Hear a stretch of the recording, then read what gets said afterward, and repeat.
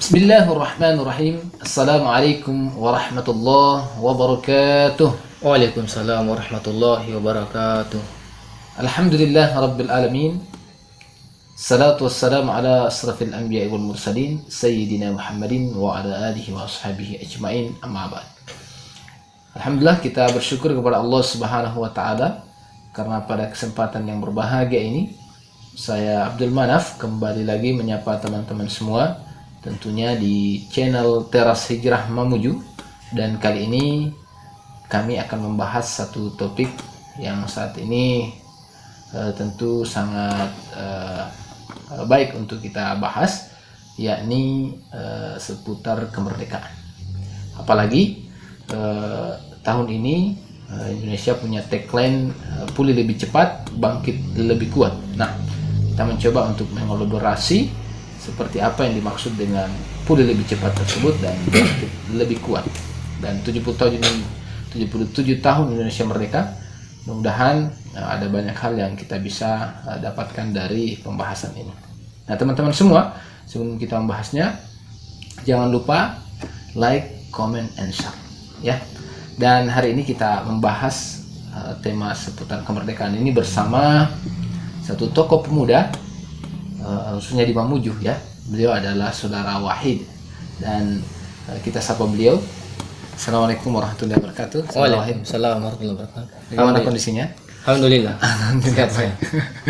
Ya, saya kemarin sempat lihat di sosial media, di Facebook tentunya. Ya. Di acara dialog kemerdekaan. Iya, betul. Ternyata antum sendiri diundang di acara itu sebagai narasumber, ya. Ya, salah satu. Salah satu narasumber. Iya. Dan saat ini saya juga coba untuk mengundang, dan ini kali kedua kita bertemu di acara podcast ini, ya. Iya, betul. Ya.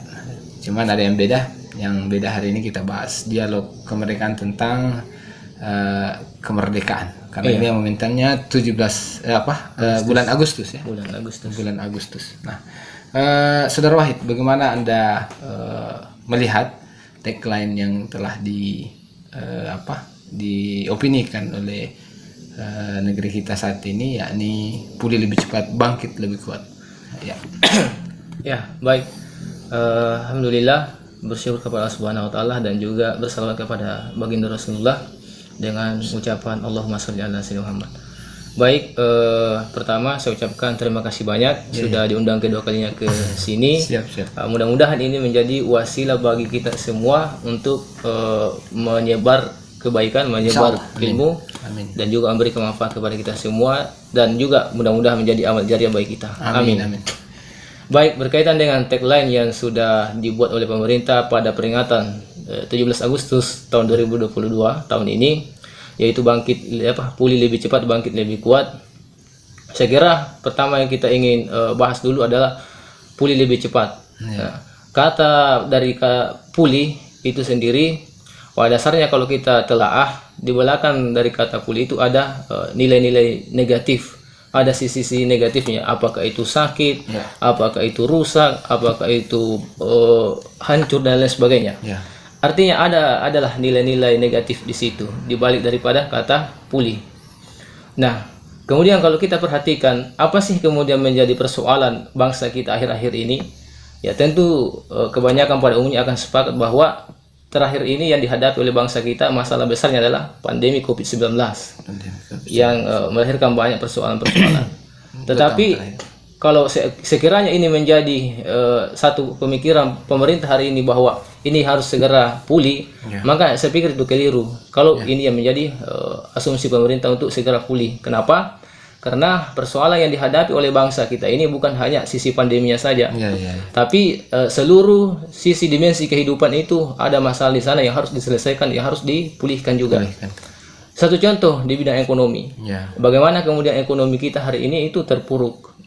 Ya, terpuruk. Bahkan menurut ekonom senior yaitu Faisal Basri, itu mengutip dari beberapa data seperti Nikkei. Itu disebutkan bahwa pemulihan ekonomi ini cukup lamban. Dari 120 negara, itu Indonesia berada pada urutan 110 negara. Bayangkan itu. Kalau menurut Bloomberg lebih parah lagi, Indonesia berada urutan terakhir. Begitu majalah ekonomis Indonesia berada urutan ketiga kalau salah itu.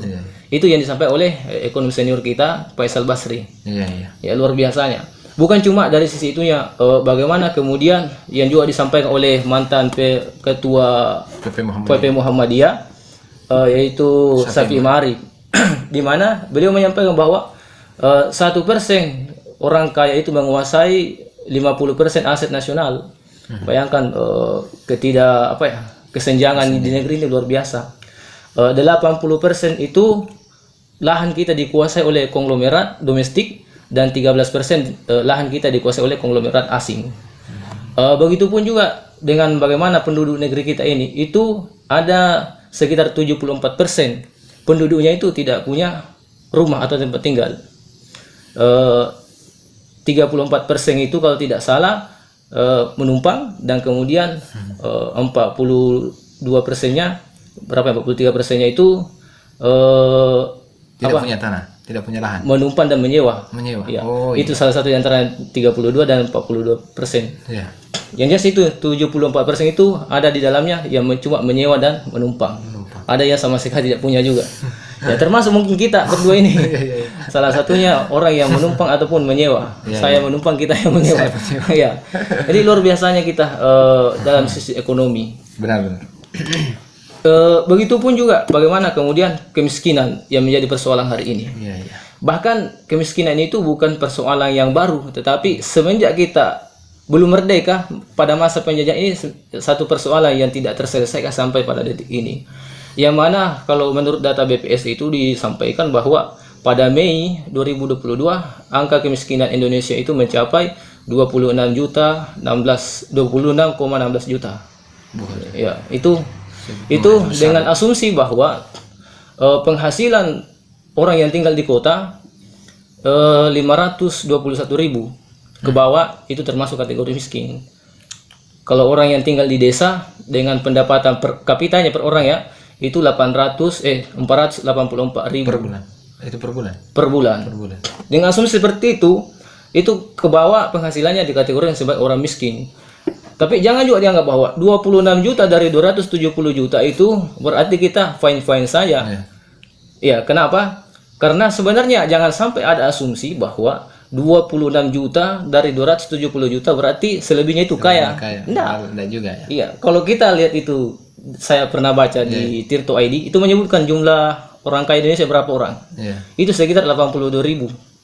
Cuma 28.000. Jadi artinya apa? Bahwa penghasilan misalkan dari 600.000, 700 itu sudah tidak dianggap miskin per orang. Padahal kalau kita menjalani kehidupan dengan penghasilan seperti itu, kira-kira bagaimana? Apakah bisa membuat kita stabil lah ekonominya? Dengan bahan-bahan pokok yang dibutuhkan masyarakat itu semakin naik ya. Menariknya apa yang disampaikan oleh Ketua BPS, di situ dikatakan bahwa ada kesenjangan. Sekalipun kemiskinan itu berhasil diturunkan dari September 2021 itu menurun sekitar 300.000, tetapi ada kesenjangan antara yang kaya dan miskin yang begitu gapnya begitu lebar sekali. Disparitas ya. Ya.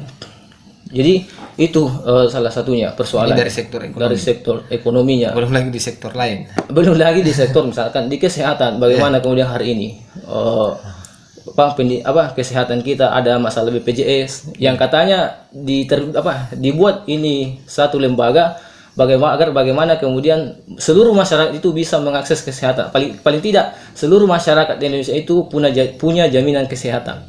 Tetapi pada faktanya bahwa BPJS itu tidak lebih daripada satu wadah untuk dijadikan satu lembaga untuk memalak rakyat atas nama jaminan kesehatan. Kenapa saya katakan itu untuk memalak rakyat? Karena ujung-ujungnya apa? Pembayaran juga iuran atau premi setiap bulannya. Harusnya kalau kita mengamalkan amanat undang-undang, maka kemudian setiap warga negara itu bisa mendapatkan pelayanan kesehatan atau jaminan kesehatan itu, kalaupun tidak secara gratis, paling tidak dengan biaya murah. Iya. Tidak mesti kemudian membayar dan lain sebagainya, premi-premi seperti itu. Karena itu sudah menjadi kewajiban negara. Begitupun juga dalam ranah pendidikan, misalkan Bagaimana kemudian harapan kita supaya output pendidikan kita hari ini bisa menghasilkan SDM yang tangguh, unggul, mampu bersaing di skala nasional maupun internasional. Tetapi apa yang terjadi pada hari ini? Anak-anak remaja kita sibuk dengan pesta-pesta yang hura-hura, narkoba, seks bebas, Fashion Week. ya Fashion Week itu dan lain sebagainya. Bahkan kalau kita melihat data-data itu banyak persinahan-persinahan yang terjadi di kalangan sekolah. Banyak fakta. Itu tidak sampai ke, tidak hanya perguruan tinggi, SMA, bahkan sampai pada taraf SD sekalipun sudah ada kasus-kasus seperti itu, perzinahan atau pelecehan paling tidak. Jadi ini mengerikan sekali dalam dunia pendidikan. Di samping juga sudah masuk pada ranah praktek korupsi. Yang seperti terbaru kan di Unila, di kampus Unila. Ya. Iya, seorang profesor yang kemudian melakukan praktek korupsi di kampus. Luar biasa. Bagaimana dengan hukum? Nah, itu Lebih parah lagi. Kasus yang terakhir. Ya, yang terakhir.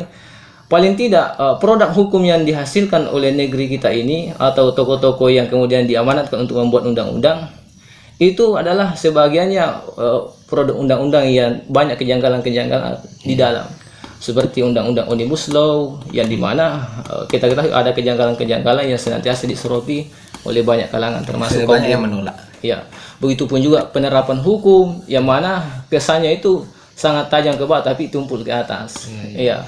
Satu contoh kasus katakanlah Nikita Mirzani, yang mana itu tidak di penjara atau tidak ditahan dengan alasan bahwa dia punya anak. Dia punya anak membutuhkan seorang ibu. Padahal di Aceh itu ada kasus, di Aceh kalau tidak salah itu ada kasus seorang ibu juga di penjara bersama anaknya. Bersama dengan anaknya. Artinya itu ada pembedaan hukum. Iya. Tidak ada persamaan di mata hukum. Tidak equal of the law, tidak sama kedudukannya di hadapan hukum. Jadi banyak kemudian persoalan-persoalan di segala sendi kehidupan. Bahkan menurut salah satu ini dari KPK itu menyampaikan jumlah koruptor kepala daerah itu mencapai 400 yang sudah ditangani oleh kepala daerah. Kepala daerah, tingkatan kepala daerah. 400 lebih kepala daerah itu sudah tersangkut kasus korupsi. Kita sudah 77 tahun merdeka ya. Iya. Dan ternyata masalahnya sama-sama aja. Iya. Dan pulih lebih cepat. Nah, ini 77 tahun ini apakah waktu yang singkat untuk melihat ini kita pulih lebih cepat ini seperti apa? Iya. Padahal ini sudah 77 tahun. 70 tahun. Ya. Menarik sebenarnya apa yang sebenarnya slogan-slogan yang senantiasa disampaikan. Dulu apa slogannya? Indonesia tangguh, Indonesia tumbuh. Nah, sekarang pulih lebih cepat, bangkit lebih kuat. Tapi dari sekian slogan-slogan yang ada itu kesannya selalu kosong, hampa isinya. Tidak ada sama sekali yang bisa kemudian dirasakan secara langsung oleh masyarakat kita seperti apa slogan itu rasanya gitu loh. Iya, dikatakan Indonesia tangguh tapi kita seolah-olah rapuh sekali. Dikatakan tumbuh tapi kita seolah-olah mau runtuh. Dikatakan pulih lebih cepat tapi tambah sakit gitu loh. Ditambah lagi mau naik BBM, mau naik listrik, naik gas, semua kebutuhan hidup naik, bahkan telur naik. Padahal pemimpin sudah berganti setiap 5 tahun sekali. Sudah berulang, sudah berapa? 8 kali ya, 9 kali. Masyarakat kemudian memilih satu nakoda. Ternyata justru juga mengecewakan. Iya. Mulai dari Bapak Proklamator katanya, kemudian Bapak Pembangunan, kemudian juga ilmuwan kiai, ibu-ibu, jenderal, militer ya. Kemudian terakhir ini yang katanya sederhana, tapi justru semakin memburuk. Nah, bagaimana fenomena masyarakat ini kemudian menggantungkan harapan kepada pemimpin yang saat ini memang kita sudah dikecewakan selama beberapa tahun ini. Nah, ini fenomena seperti ini menurut Saudara Wahid dulu gimana? Karena kita selama ini masyarakat selalu kemudian menggantungkan harapan kepada pemimpin. Sedikit-sedikit ada masalah ganti pemimpin. Nah, sekarang ini sudah banyak opini yang beredar. Bakal calon untuk presiden ke depannya. Iya. Artinya masyarakat kita hari ini perlu dicerahkan. Karena satu contoh kasus ketika ada masalah yang kemudian melilit kehidupan masyarakat, itu sedikit-sedikit ganti pemimpin. Sebenarnya tidak salah sepenuhnya juga. Cuma kalau seperti itu terus kemudian kita lakukan, yang sudah berulang-ulang kali kita ganti pemimpin, tapi masalahnya itu akan habis energi, habis tenaga, habis waktu kita. Iya, menguras waktu, tenaga dan energi, tapi tidak selesai persoalan kita. Persoalan Karenanya harusnya kita mengindrah apa yang kemudian menjadi persoalan utama yang dihadapi oleh bangsa kita hari ini. Apakah betul hanya sekedar ganti pemimpin lalu kemudian masalah selesai? Tentu jawabannya tidak. Kenapa demikian? Karena masalah yang dihadapi oleh bangsa kita ini bukan hanya kemudian siapa yang memimpin bangsa ini, tetapi sistem apa yang kemudian digunakan untuk memimpin bangsa ini. Karena bagaimanapun juga yang namanya pemimpin pasti merujuk kepada sistem dalam menata aktivitas mereka, menata kehidupan masyarakat kita seperti apa. Jadi kebijakan-kebijakan diambil itu pasti berdasarkan pada sistem yang diterapkan. Jadi sistem yang kita pakai hari ini apa? Sistem demokrasi. Yang mana tentu demokrasi itu lagi-lagi merujuk kepada suara terbanyak. Karena disitulah yang kemudian dihasilkan sisi baik dan buruknya, manfaat atau tidaknya, pokoknya suara terbanyak saja. Jadi jangan diherankan misalkan 1% alkohol itu dianggap halal, padahal kalau misalkan secara agama itu tidak ada istilah persen-persen, yang namanya alkohol pasti haram. Jadi seperti itu. Jadi akhirnya apa kemudian kalau misalkan selalu ditimbang dari sisi suara terbanyak, maka akan lahir siapa yang kemudian keuntungan akan didapatkan oleh orang-orang yang bisa mengendalikan suara terbanyak. Siapa yang kemudian yang bisa mengendalikan itu? Tentu yang punya banyak modal. Termasuk pada saat pemilihan. Pada saat pemilihan kita membutuhkan banyak biaya. Lalu kemudian para kontestan-kontestan yang ikut dalam pemilihan, baik itu pilpres ataupun ke bawahnya itu akan didanai oleh para cukon-cukon yang sebagaimana disampaikan oleh Mahfud MD. 90% lebih itu kepala daerah atau legislatif itu didanai oleh para sponsor mereka. Ya, ada sponsornya. Dan itu tentu menginginkan timbal balik dari pihak yang dicalonkan, sehingga akhirnya dan cacatnya demokrasi ini adalah bahwa dia tidak punya kategori atau kriteria seorang pemimpin seperti apa yang lain. Jadi itu cacatnya dia. Jadi siapa saja yang kemudian punya pengaruh, bisa mengendalikan suara maka dia lah jadi pemimpin. Dia berhak jadi pemimpin atau boleh jadi pemimpin. Bukan hanya dibilang perempuan, tetapi pencuri, preman, bahkan bencong sekalipun itu boleh jadi pemimpin ketika bisa mengendalikan suara terbanyak. Jadi ini jadi persoalan kita. Yang pertama dari suara terbanyak yang kemudian dilakukan atau diambil sebuah kebijakan. Kedua itu hukum kita dibuat berdasarkan dengan akal manusia. Yang berhak membuat hukum dalam alam demokrasi itu adalah akal manusia, bukan Tuhan. Bahkan hukum menurut manusia itu lebih kuat, lebih besar kebenarannya daripada kebenaran ilahi. Iya. Nah, Saudara Wahid, ini bagaimana kalau ini kan kita mau pulih lebih cepat, sementara sesungguhnya sudah 77 tahun kita ini merdeka. Dan kalau saya melihat fakta yang sudah dibeberkan oleh Saudara Wahid, ternyata 77 tahun ini adalah waktu yang masih sedikit, belum pulih lebih cepat. Ini 77 tahun kita selalu berada pada masalah-masalah yang sama. Ini harapan kita ini kan bagaimana agar negeri kita ini di setiap sektor yang disampaikan tadi itu mulai membaik. Nah, apa kontribusi Saudara Wahid sendiri atau yang menjadi solusi terbaik untuk kita ini, untuk bangsa kita, agar semua sektor tadi yang masalah-masalah yang dihadapi oleh bangsa ini kemudian bisa kita selesaikan.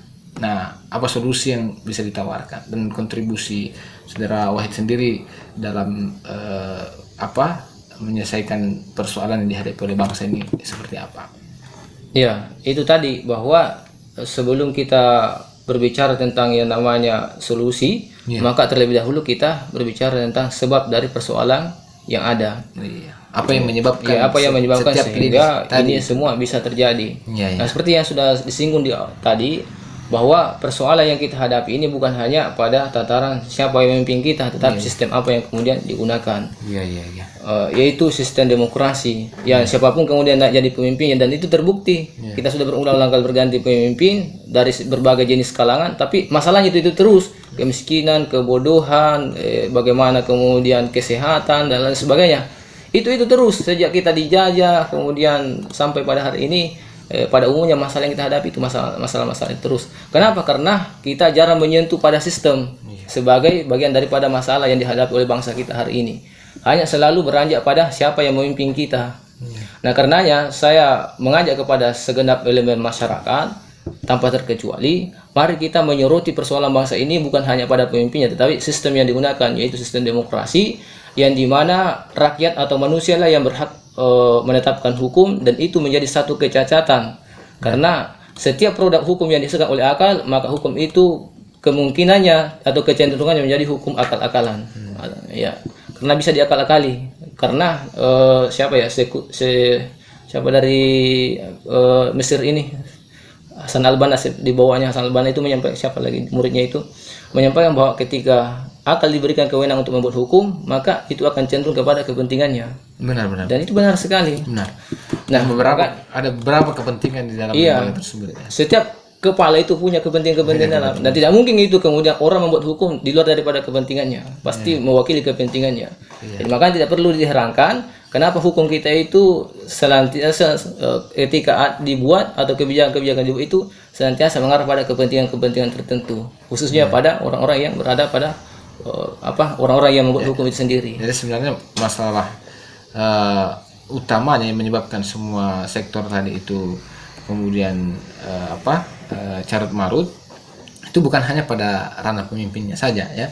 Tapi kita mencoba untuk melihat lebih jauh. Ternyata pada sistem tersebut yang digunakan untuk mengelola bangsa ini. Benar-benar. Nah, sistem yang baik itu seperti apa? Yang layak untuk kita gunakan sebagai penggantinya. Sebelum daripada saya lanjut sedikit dari demokrasi ini kemudian sebenarnya tidak bisa dipisahkan dari kapitalisme itu tadi. Kapitalisme, liberalisme dan sekularisme. Jadi amat lucu kesannya kalau seumpama kita menolak kapitalisme, menolak liberalisme, sekularisme, tapi kita pakai demokrasi. Padahal itu adalah satu kesatuan. Satu kesatuan yang tidak akan bisa karena pilar daripada demokrasi tadi sekularisme, liberalisme. Contohnya, demokrasi tidak mungkin bisa hidup tanpa banyak modal. Karena itu untuk menyelenggarakan pesta demokrasi butuh banyak modal. Nah, sama juga kapitalisme tidak mungkin bisa eksis tanpa kemudian liberalisme, sekularisme, di mana kebebasan itu harus terjaga dan kemudian agama itu harus steril dari pengaruhnya dalam bidang kehidupan. Seperti itu. Dan itulah kemudian kacamata demokrasi, sekularisme. Agama ya hanya untuk urusan ibadah, untuk urusan pemerintahan, politik, masyarakat itu bukan ranahnya agama, tapi ranahnya negara. Jadi itu. Kemudian apa solusinya? Apa solusinya? Jadi tidak mungkin kemudian kita menggunakan sosialisme, komunisme karena sudah pernah kita praktekkan tapi kemudian menjadi tirani, menjadi membahayakan. Dan juga tidak mungkin kita yang ke lain-lainnya. Maka alternatif satu-satunya adalah bagaimana kemudian kembali kepada sistem Islam, yaitu khilafah. Apalagi kita ini punya budaya religius ya. Terlebih lagi bonus demografi kita di mana data sensus 2020 kayaknya itu disampaikan bahwa dari 270 penduduk Indonesia 86% kalau tidak salah itu penduduknya umat Islam. Sekitar 230 juta penduduk Indonesia itu beragama Islam. Itu bonusnya.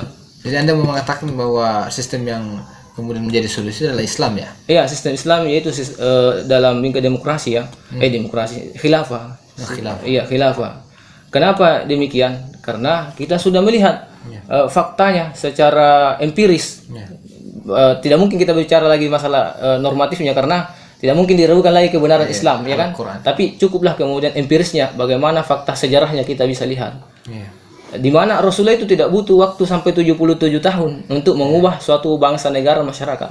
Hanya butuh sekitar 10 tahun kemudian mengubah masyarakat yang tadinya tidak diperhitungkan dalam dunia peradaban. Bahkan bangsa Romawi, Persia tidak punya inisiatif untuk kemudian menjajah, menguasai bangsa Arab pada waktu itu karena tidak ada tanda-tanda kehidupan. Perkelahian, pertikaian, pencurian, perbudakan, minum-minum khamar itu menjadi satu kebiasaan bagi masyarakat pada waktu itu. Tetapi Rasulullah mengubah itu semua tidak butuh waktu yang lama. Begitu Rasulullah menegakkan daulah Islam, negara Islam, dan menerapkan sistem Islam, menata masyarakat dengan Islam, maka kemudian Jazirah Arab berubah menjadi satu bangsa dan negara yang membawa perubahan peradaban maju. Peradaban maju yang dimana disegani oleh musuh-musuhnya. Bahkan 2/3 belahan bumi sempat dikuasai dengan daulah khilafah itu tadi. Jadi kemana lagi kita belajar coba? Sementara demokrasi di mana titik keberhasilannya? Apakah di Amerika? Justru di Amerika tuh terjadi demonstrasi aja We Are 1990. Kita adalah orang yang mayoritas, kenapa kemudian jadi minoritas? Tapi ini ada pandangan menarik nih, Saudara Wahid. Ada pandangan seperti ini. Masyarakat banyak masyarakat mengatakan bahwa ini negara yang majemuk, plural. Di dalamnya bukan hanya Muslim, walaupun mayoritas Muslim ya, tapi ada juga non Muslim. Nah, bagaimana menerapkan sistem yang diharapkan, yakni Islam, ya kemudian di tengah masyarakat yang ternyata di dalamnya juga bukan hanya sekedar Muslim, tapi ada non Muslim. Iya betul. Jadi pertama, Islam ini satu agama yang sempurna. Al-yauma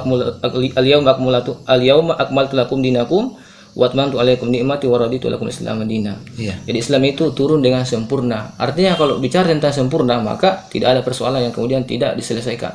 Termasuk persoalan majemuk. Jadi dulu Rasulullah membangun sebuah negara, itu negara Islam, daulah Islam. Bukan berarti di situ penduduknya semuanya umat Islam atau kaum muslim. Tetapi juga sudah termasuk kategori majemuk. Ada di situ Nasrani, ada Yahudi, ada Majusi. Jadi semuanya hidup dalam satu naungan daulah Islamiyah pada waktu itu. Tidak ada masalah karena mereka diatur, dan ini bisa di cross check dari Piagam Madinah, di mana ditata masyarakat antara umat Islam dengan yang lainnya. Jadi tidak ada persoalan. Bahkan itu tadi justru Rasulullah mampu membangun sebuah negara yang maju, menyelesaikan segala persoalan dengan baik. Jadi semua persoalan dituntaskan oleh Rasulullah SAW sampai kemudian Rasulullah wafat, dan dilanjutkan oleh khalifah-khalifah selanjutnya. Bahkan pada masa Khalifah Abu Bakar, Umar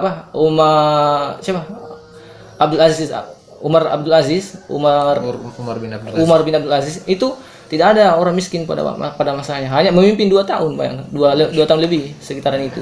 Cuma waktu segitu luasnya negara yang dipimpin itu lebih berapa ya, dari Arab sampai Afrika, luar biasanya itu luasnya daripada Indonesia.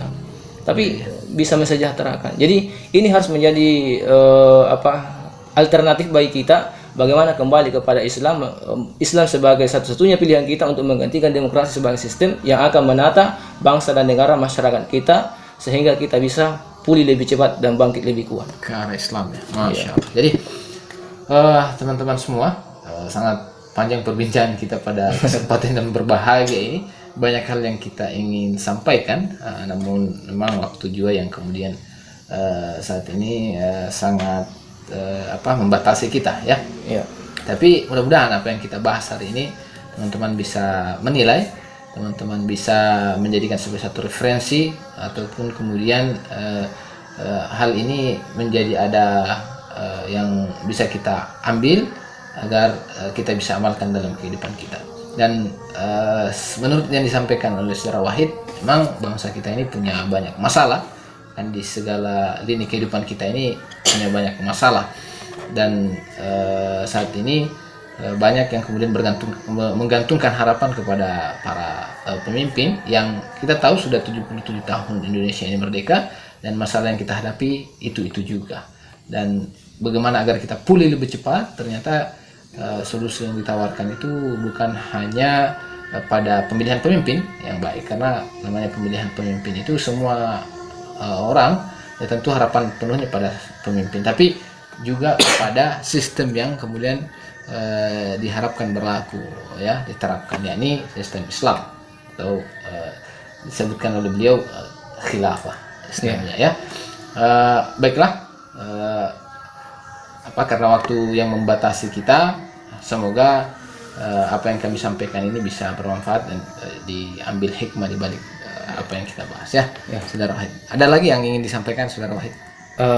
Baik, sebagai closing statement barangkali, kemerdekaan yang kita raih hari ini, mari kita mengisi dengan taat kepada Allah secara totalitas dalam naungan satu sistem, yaitu sistem Islam. Karena kemerdekaan ini sebagaimana amanat Undang-Undang Dasar 1945 pada alinea 3 itu atas berkat rahmat Allah sehingga kita bisa merdeka. Karena mari mengisi kemerdekaan ini dengan taat kepada Allah. Apa yang menjadi perintahnya itu kita taati, dan apa yang menjadi larangannya itu kita tinggalkan secara totalitas, secara kafah, tanpa memilah-memilih. Karena itu yang menjadi solusi bagi kita untuk bisa pulih lebih cepat, bangkit lebih kuat. Gitu. Baik, terima kasih kepada Allah Subhanahu wa taala. Luar biasa ya. Ya baik, teman-teman semua. Mungkin itu saja yang bisa kami sampaikan. Nantikan ya podcast kita di waktu berikutnya.